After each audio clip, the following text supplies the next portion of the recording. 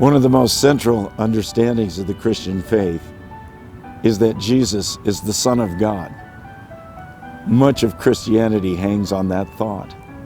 If Jesus isn't the Son of God, then he's a man and he's sinful and he can't die for the sins of the world.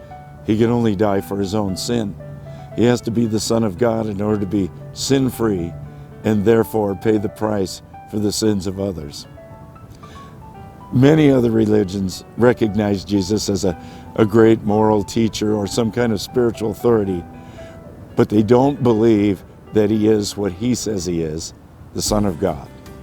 Okay, Zach, I can admit it. Jesus was way ahead of his time, taking care of the poor and needy, loving each other as yourselves, all good stuff. True, but you also have to see that he's the Son of God. Well, people have been worshiping the Caesars or the cults of today. Someone's always claiming to be God. Yeah, I agree. Finally. Except for the one time when it was actually true. The only disaster that happened when Jesus claimed to be God was his own death. There was no mass disasters or egomania. He just brought salvation. But why is it so important to you that Jesus is the Son of God?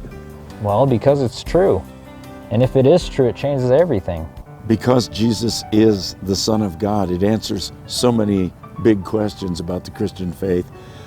Jesus is God, loving the world unconditionally. Jesus is God taking responsibility for the fallen condition of mankind. Jesus is God not asking for his followers to do anything he hasn't done himself. Jesus is God providing a way for all people to come to heaven.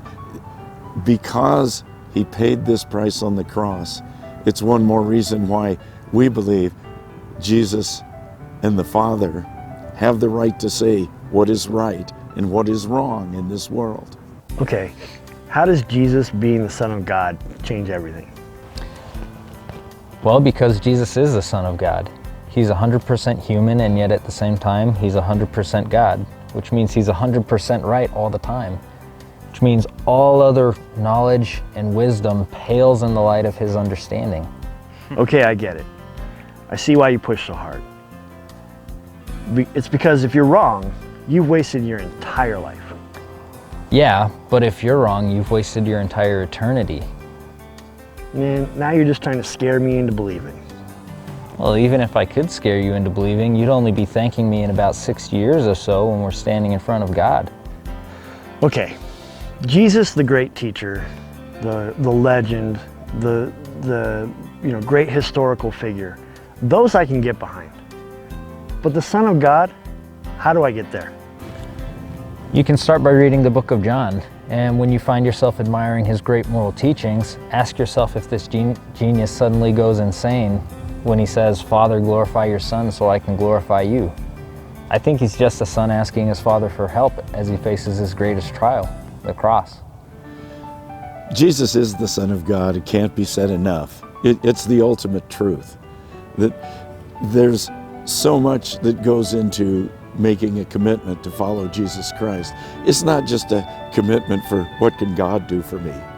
It's a commitment to follow him and trust in him through the toughest times of life, to be willing to suffer for the faith, but also to participate in the joy and the love and the forgiveness and the salvation.